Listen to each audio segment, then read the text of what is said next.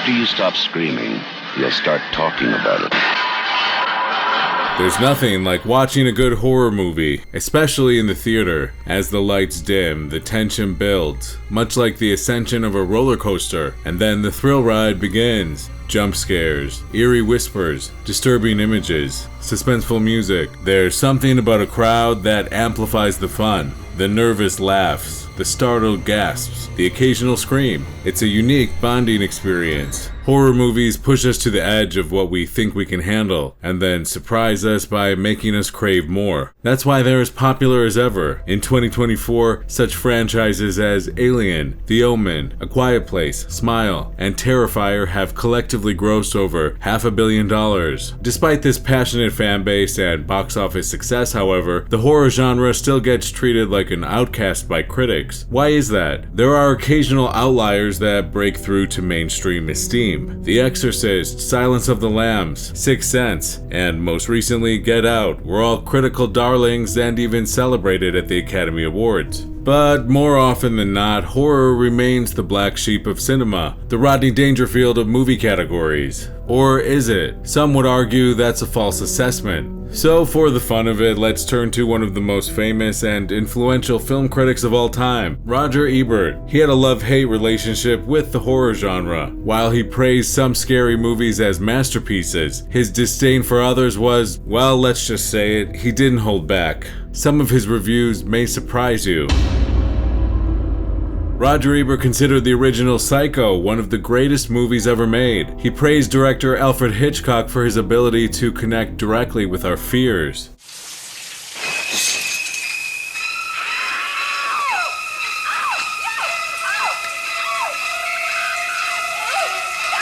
Seeing the shower scene today, several things stand out. Unlike modern horror films, Psycho never shows the knife striking flesh. There are no wounds. There is blood, but not gallons of it. Hitchcock shot in black and white because he felt the audience could not stand so much blood and color. The slashing chords of Bernard Herrmann's soundtrack substitute for more grisly sound effects. The closing shots are not graphic but symbolic, as blood and water spin down the drain, and the camera cuts to a close-up, the same size of Marion's unmoving eyeball. This remains the most effective slashing in movie history, suggesting that situation and artistry are more important than graphic details. He was less enthusiastic about its sequel, which was made after Alfred Hitchcock's death in 1980.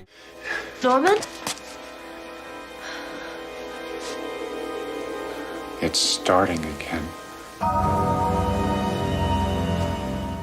If you can't accept this 1983 movie on its own terms, as a fresh start, and put your memories of Hitchcock on hold, then Psycho 2 begins to work. It's too heavy on plot and too willing to cheat about its plot to be really successful, but it does have its moments. And it's better than your average run-of-the-mill slasher movie. This movie has the presumption to believe that Sir Alfred Hitchcock didn't finish his story with the original Psycho back in 1960. Well, I walked into this movie with a certain amount of resistance just to the idea of any movie called Psycho 2 because I admire the original Psycho so much. But the opening half hour of the movie is sort of creepy because it reminds us so convincingly of Norman Bates, played by Anthony Perkins, and of the violent events at the Bates Motel. Psycho 2 isn't a bad movie, but it's not really a worthy sequel to Psycho either. I'd suggest that the best way to enjoy this movie would be to try to put the original Psycho just totally out of your mind. Although Psycho 1998 is essentially the same movie, sort of, Ebert was not amused.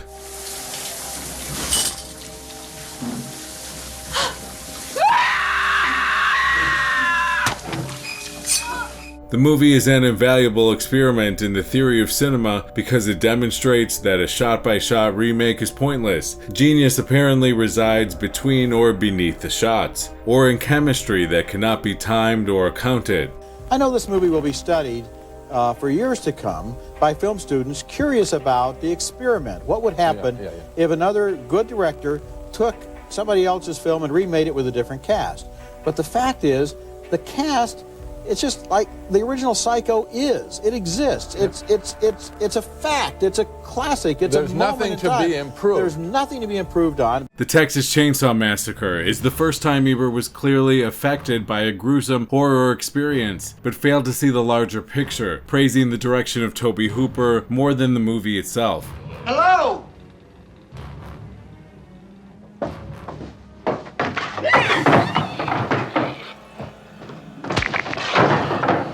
Horror and exploitation films almost always turn a profit if they're brought in at the right price, so they provide a good starting place for ambitious would-be filmmakers who can't get more conventional projects off the ground. The Texas Chainsaw Massacre belongs in a select company with Night of the Living Dead and Last House on the Left of films that are really a lot better than the genre requires, not however that you'd necessarily enjoy seeing it. Ebert found the Psycho remake pointless. He went one step further with the Texas Chainsaw Massacre remake, regarding it not only as pointless, but also contemptible.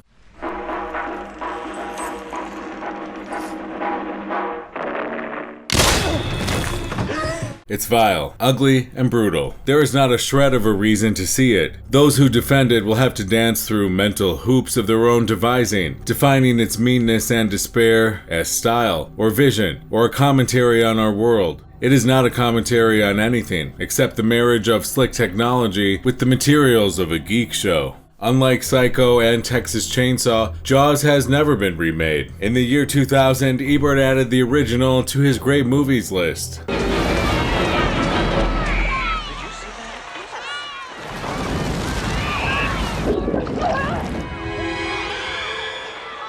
In keeping the Great White off screen, director Steven Spielberg was employing a strategy used by Alfred Hitchcock throughout his career. A bomb is under the table and it explodes. That is surprise, said Hitchcock. The bomb is under the table, but it does not explode. That is suspense. Spielberg leaves the shark under the table for most of the movie, and many of its manifestations in the later part of the film are at second hand. We don't see the shark, but the results of his actions. The payoff is one of the most effective thrillers ever made. There's no doubt in my mind that Steven Spielberg makes just about the best pictures of anybody for seeing with an audience. I remember seeing Jaws in 1975 with about 1,200 people in Chicago. The audience would levitate simultaneously, 1,200 people, and then they would come down laughing with relief in a way because there was fear in the reason that they were scared and so forth. This is interesting, the way that he does what Hitchcock used to say that he liked to do, play the audience like a piano. Its sequels would not be added to the great movies list. Ebert had particular disdain for entry number 4. Smile, you son of a bitch! Jaws: The Revenge is not simply a bad movie, but also a stupid and incompetent one, a ripoff. Since we see so much of the shark in the movie, you'd think they would have built some good ones. They've had 3 earlier pictures for practice, but in some scenes the shark's skin looks like canvas with acne, and in others all we see is an obviously fake shark head with lots of teeth. In this movie, this shark wants revenge against the Brody family. You got it. Yes, okay. Now in the first movie, what happened to the shark in the first movie? Dead. Blown to pieces, right? Yeah. What happened to the shark in the second movie? I know, dead. Yeah, right. What happened to the shark in the third movie? They all die. They all die. So in that case, Their family. what shark is this? A friend of the other shark. Is this like a cousin, a nephew? You got it. Ebert called William Friedkin's The Exorcist an exploitation of the most fearsome resources of cinema.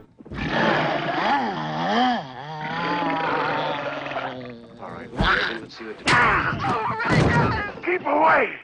The soul is mine! It's one of the best movies of its type ever made. It transcends the genre of terror, horror, and the supernatural. I am not sure exactly what reasons people will have for seeing this movie. Surely enjoyment won't be one, because what we get here aren't the delicious thrills of a Vincent Price thriller, but raw and painful experience. Are people so numb they need movies of this intensity in order to feel anything at all? It's hard to say. It's not just a freak show, but it's about good and evil, and it really has a resonance, for me anyway, that has to do with the fact that the devil seems to be inside this girl, and these people are fighting for her soul. While he acknowledged the style and craftsmanship of Carrie, what Ebert admired most about it is its riveting character development. Brian De Palma's Carrie is an absolutely spellbinding horror movie, with the shock at the end that's the best thing along those lines since the shark leaped aboard in Jaws. It's also an observant human portrait. This girl Carrie isn't another stereotyped product of the horror production line. She's a shy, pretty, and complicated high school senior who's a lot like kids we once knew. Trust me, Carrie.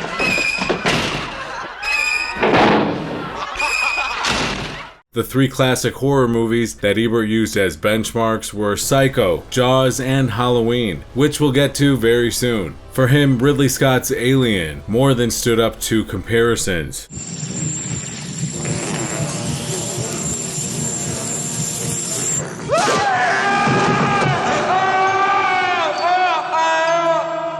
At its most fundamental level, Alien is a movie about things that can jump out of the dark and kill you. It shares a kinship with the shark in Jaws, Michael Myers in Halloween, and assorted spiders, snakes, tarantulas, and stalkers. It vibrates with a dark and frightening intensity. Two of the most successful genres of the last 5 years have been science fiction and horror films, and Alien is both. It's a combination of some of the best space hardware since Star Wars, and the most gruesome bug-eyed monster since the creature from the Black Lagoon. It's kind of a cross between a squid and a spider and the Thing, and it's not real great to look at because its body is covered with extraterrestrial intestines, and the humans battle for survival.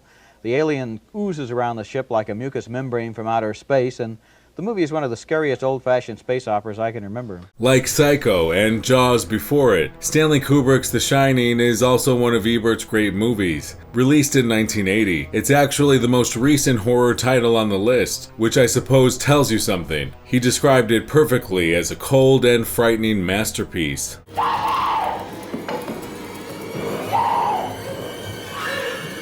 Here's Johnny!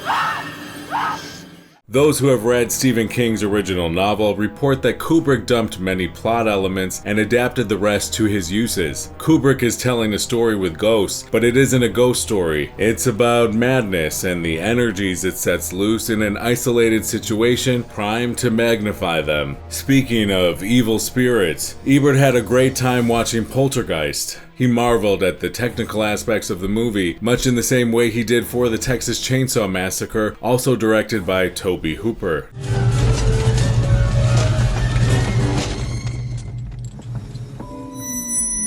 They're here.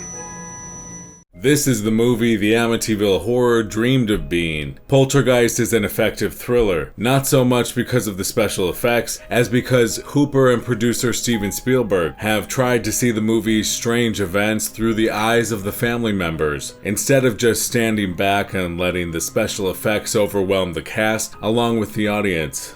The movie has some shockingly effective scenes, very violent and very slick, using the latest special effects technology.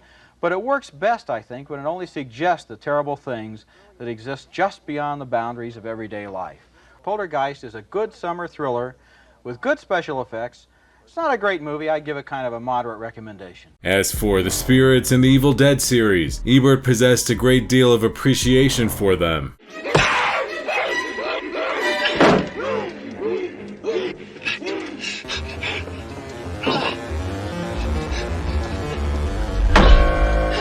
I would have to give credit to the craftsmanship of the film. It was obviously inspired by Night of the Living Dead, and it's a very pure film, and that apart from all these other dead teenager and knifing, slashing movies that we've had over the past several years, this one distills everything right down to the very basic thing. Put the kids in the cabin, throw things at them for an hour and a half, and that's the movie. Yeah. So that it doesn't waste any time on characterization, needless dialogue, or any meaning whatsoever. In another positive review for its follow-up, Ebert wrote that it's a lot of fun. Evil Dead 2: Dead by Dawn is a comedy disguised as a blood-soaked shockorama. It looks superficially like a routine horror movie, but look a little closer and you'll realize that the movie is a fairly sophisticated satire. Level 1 viewers will say it's in bad taste. Level 2 folks, like myself, will perceive that it is about bad taste. We have your darling Linda's soul. You're going down.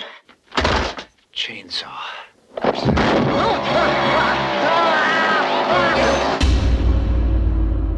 The slasher movie trend Ebert referred to earlier kicked off with Halloween in 1978. Although he grew to despise this subgenre of horror, he was blown away by the original, comparing director John Carpenter to Hitchcock and putting it right up there with Psycho. It's one of the rare slasher flicks to get Ebert's coveted 4-star rating. We see movies for a lot of reasons. Sometimes we want to be amused. Sometimes we want to escape. Sometimes we want to laugh or cry or see sunsets. And sometimes we want to be scared. I'd like to be clear about this. If you don't want to have a really terrifying experience, don't see Halloween.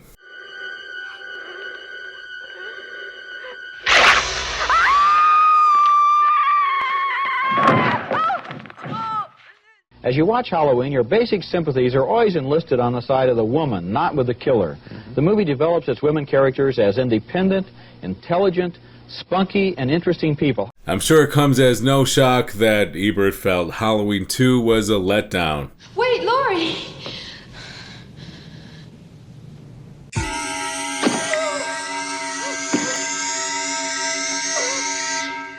It is not a horror film, but a geek show. It is technically a sequel, but it doesn't even attempt to do justice to the original. Instead, it tries to outdo all of the other violent Halloween ripoffs of the last several years. The movie does not have the artistry or the imagination of the original. The nice thing about the first film was you had a hierarchy of morality. You had the good girl, Jamie Lee Curtis, who was kind of resourceful and intelligent, and she tried to get away and tried to solve the situation. The bad girls got killed. In this film, it's totally nihilistic. Everybody gets killed. There's no pattern to it. And Jamie Lee Curtis is not, she's lost her intelligence, she's lost her resourcefulness, she's just reduced to being a pitiful person crawling around helplessly. One of the so-called Halloween ripoffs was Friday the 13th. While it played to packed theaters and enthusiastic crowds in the summer of 1980, Ebert was not one of its fans. He took issue with its violence against women.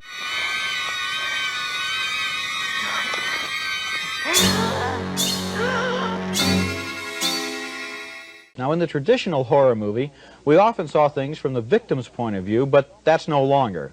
Now we look through the killer's eyes. It's almost as if the audience is being asked to identify with the attackers in these movies, and that really bothers me. Ebert awarded Friday the 13th Part 2 half a star. This time he took issue with the dead teenager formula in general.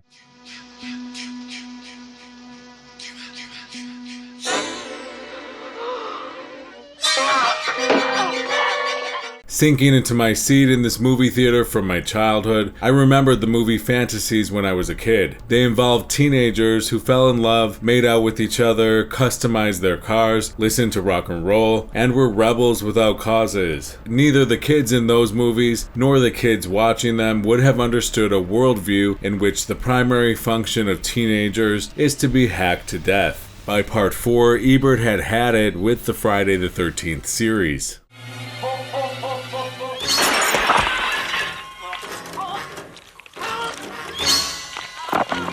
Our next movie is Friday the 13th, the final chapter, an immoral and reprehensible piece of trash that sold more tickets on its opening weekend than any other movie so far in 1984, and that is a very, very depressing commentary. It really makes me sad to think of all those moviegoers spending $4.50, $5, most of them teenage kids, sitting there watching this sad, cynical, depressing movie. I think the people who made this movie ought to be ashamed of themselves, and that's what I think. Ebert was similarly enraged by The Hitcher, calling it a reprehensible thriller.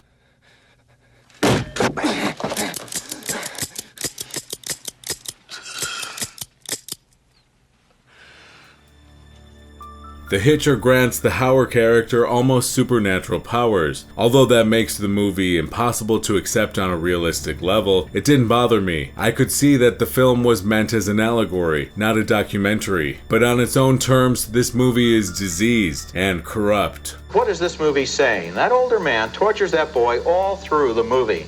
He plays tricks on him, he tries to kill him, he frames him for murder, he kills his girlfriend. He completely takes charge of that young boy's life. He is evil personified. And at the end of the movie, what happens? Something very sick happens. There is the unmistakable implication that that kid sort of liked that treatment and that he might become the next Hitcher. It's a deeply cynical movie that doesn't even have the courage to admit what it's really about, which is gay sadomasochism. And I don't know which I hated more in this movie, the cynicism or the dishonesty. When it came to the meta-slashers of the 1990s, Ebert was delighted. He wrote that Scream is a revolutionary film, the first horror movie in which the characters had seen other horror movies and knew all the cliches. There are certain rules that one must abide by in order to successfully survive a horror movie. For instance, number 1, you can never have sex. I liked the in-jokes and the self-aware characters. At the same time, I was aware of the incredible level of gore in this film. It is really violent. Is the violence diffused by the ironic way the film uses it and comments on it? For me, it was. All teenagers go to a lot of horror movies except for the teenagers who are in horror movies. They've never seen a single one. That's why they always make the same stupid mistakes that always get teenagers killed in horror movies. Wes Craven is a director who has made a lot of slasher films, and now he's made Scream, a picture about a slasher terrorizing a group of teenagers who are horror movie fans and already know what to do and what not to do. Ebert also thoroughly enjoyed Scream 2, calling it about as good as the original. The way I see it, someone's out to make a sequel. You know, cash in on all the movie murder hoopla. So it's our job to observe the rules of the sequel. Number 1, the body count is always bigger. Like all sequels, this one is a transparent attempt to cash in on the original, but of course, it knows it is, and contains its own learned discussion of sequels. There's a good deal of violence in Scream 2. It's bloodier than the original film, but the screenplay by Kevin Williamson is just as clever at devising dialogue that plays against it. Ebert hated I Know What You Did Last Summer as much as he loved Scream. In comparison, he noted that the characters in this movie were not as smart or as self-referential. He's just out there and he's watching us and waiting. What are you waiting for, huh? What are you waiting for? After the screening was over and the lights went up, I observed a couple of my colleagues in deep and earnest conversation, trying to resolve twists in the plot. They were applying more thought to the movie than the makers did. A critic's mind is a terrible thing to waste. Surprisingly, he ended up loving the sequel. Just kidding.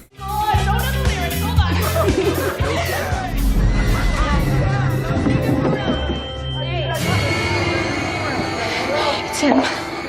It contains no characters of any interest, no dialogue worth hearing, no originality of conception, no ambition other than to pocket the dollars of anyone unlucky enough to go to a movie named I Still Know What You Did Last Summer. When a movie begins, I imagine an empty room in my mind that is about to be filled. This movie left the room furnished only with dust and a few dead flies. I Still Know What You Did Last Summer is a deadening series of setups and slashings, setups and slashings, setups and slashings, and for its viewers, it's a waste of 90 precious minutes that they can never get back.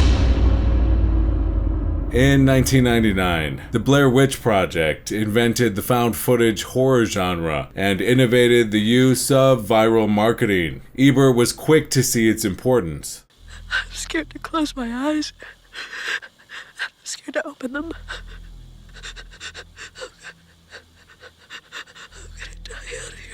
Horror films that tap into our hardwired instinctive fears probe a deeper place than movies with more sophisticated threats. The Blair Witch Project, an extraordinarily effective horror film, knows this and uses it. It has no fancy special effects or digital monsters, but its characters get lost in the woods, hear noises in the night, and find disturbing stick figures hanging from trees. It's a reminder that what really scares us is the stuff we can't see.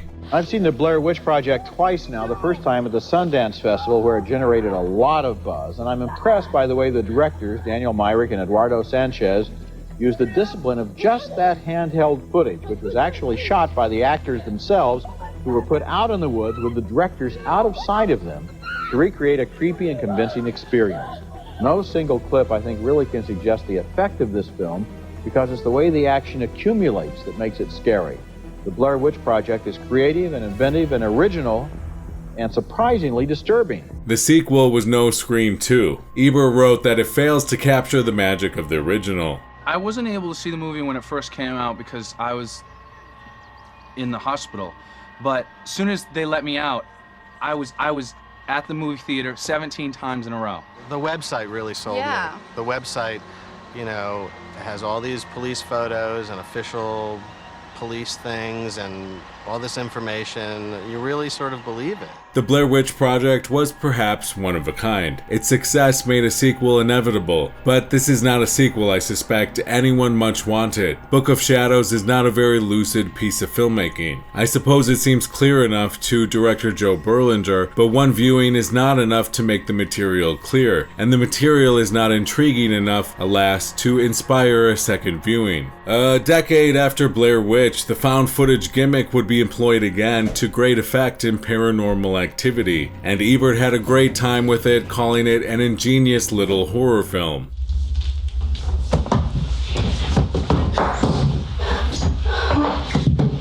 Me, It goes to great lengths to seem like a film found after the event. It works. It illustrates one of my favorite points, that silence and waiting can be more entertaining than frantic fast cutting and berserk effects. For extended periods here, nothing at all is happening, and believe me, you won't be bored. While not as enthusiastic, Ebert kind of enjoyed the sequel for what it was, although not fully committing to a positive review.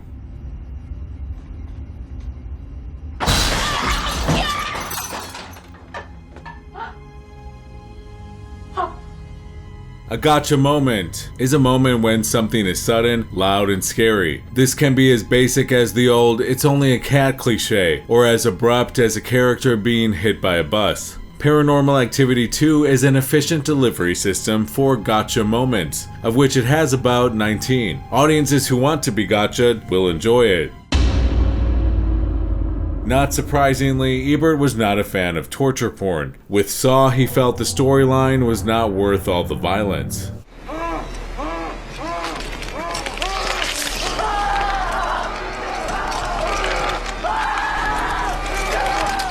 Saw is an efficiently made thriller, cheerfully gruesome, and finally not quite worth the ordeal it puts us through. It's a fictional machine to pair sadistic horrors with merciless choices, and so the question becomes, do we care enough about the characters to share what they have to endure? I didn't. Although The Devil's Rejects is filled with death and gore, Ebert appreciated its subversive sense of humor. He considered it an improvement over Rob Zombie's earlier installment, House of a Thousand Corpses, which he labeled as a Texas Chainsaw wannabe. What's the matter, kid? Don't you like clowns? Why? Don't we make you laugh? Aren't we fucking funny?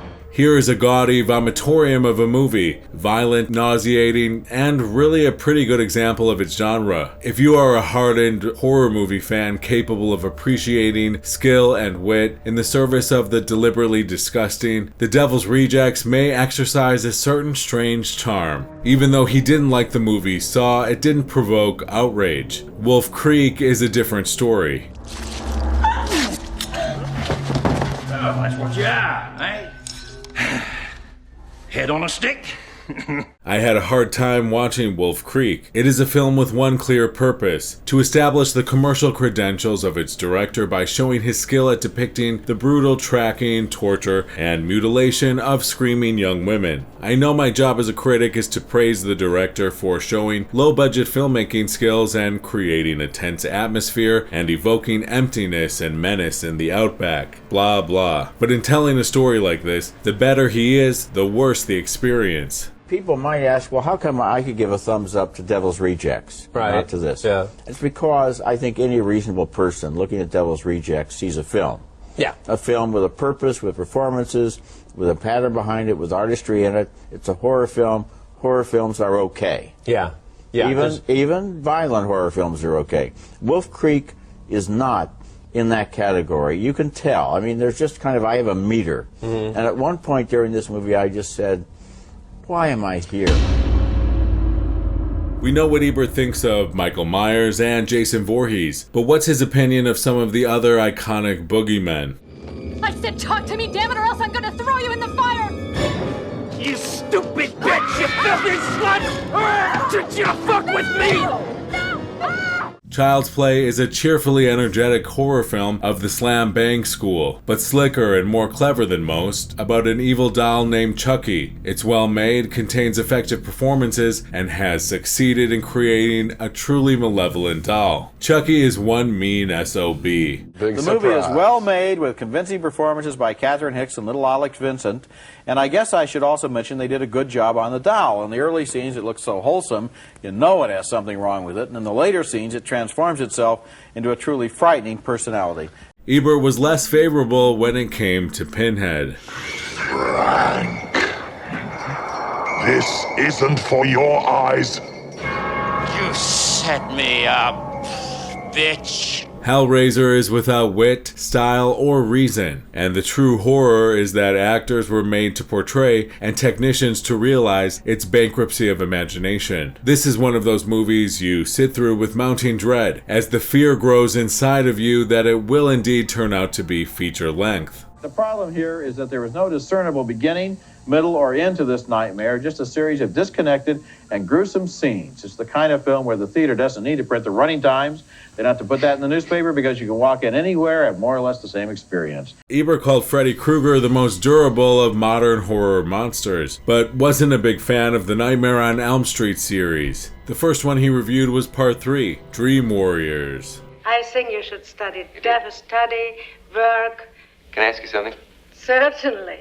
Who gives a fuck what you think?